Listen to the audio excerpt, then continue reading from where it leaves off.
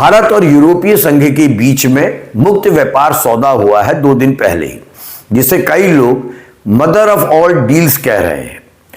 ये डील जो हमारे दोनों यूरोपियन यूनियन और भारत के बीच में हुई है, ये दुनिया के, हमें समझना होगा, यूरोपीय संघ दुनिया की सबसे बड़ी एकीकृत बाजारों में से एक है, जहां सैकड़ों मिलियन उपभोक्ता हैं जिनकी हाई परचेजिंग पावर है। अब ये जो समझौता हो गया है, इसका असर क्या पड़ेगा? भारत से यूरोप जाने वाले बड़े हिस्से के उत्पादों पर टैरिफ या तो कम कर दिया जाएगा या कई मामलों में ऐसा बताया जा रहा है पूरी तरह खत्म कर दिया जाए। मान लीजिए भारत अभी यूरोप को लगभग $20 बिलियन का एक्सपोर्ट करता है।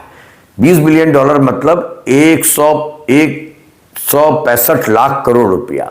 अगर ये टैरिफ कम हो जाता है, कुछ उत्पादों में 0 कर दिया जाता है, तो अनुमान लगाया जा रहा है ये निर्यात, भारत से यूरोपियन यूनियन को होने वाला एक्सपोर्ट $30 बिलियन, लगभग 2.49 लाख करोड़ रुपए तक पहुंच जाएगा। और इससे क्या होगा, जो अमेरिका द्वारा टैरिफ बढ़ाया गया, जिसके कारण हमारा एक्सपोर्ट अमेरिका के साथ कम हो गया है, उसकी भरपाई हो जाएगी। सीधे शब्दों में, यूरोपियन यूनियन से ज्यादा ऑर्डर आएंगे तो ज्यादा उत्पाद होगा और देश के भीतर ज्यादा रोजगार पैदा होगा। यही कारण है इस समझौते को रिटेलिएशन के बजाय अपॉर्चुनिटी के रूप में देखा जाएगा। और यहां यह समझना भी जरूरी है कि हर मुद्दे को घरेलू राजनीति के चश्मे से नहीं देखा जा सकता। प्रधानमंत्री नरेंद्र मोदी की घरेलू नीतियों का विरोध करना, उनकी सरकार पर ईडी, सीबीआई, इनकम टैक्स आदि एजेंसियों का दुरुपयोग करने का आरोप लगाना, जो काफी हद तक सही भी है, महंगाई जो लगातार बढ़ रही है, बेरोजगारी जो लगातार बढ़ रही है, इन मुद्दों पर आरोप लगाना और बहस करना लोकतांत्रिक प्रक्रिया का हिस्सा है।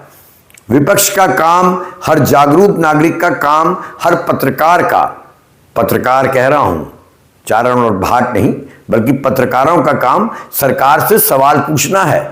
लेकिन जब मामले इंटरनेशनल ट्रेड के हों, अंतर्राष्ट्रीय कूटनीतिक संबंधों के हों और रणनीतिक संबंधों के हों, तब थोड़ा सोच के बोलना चाहिए। चुनावी राजनीति तक ही अपने को सीमित नहीं रखना चाहिए। ऐसे मुद्दे पर दिए गए बयान दूसरे देशों, इंटरनेशनल इन्वेस्टर्स और अंतर्राष्ट्रीय मंचों तक गलत संदेश पहुंचाते हैं।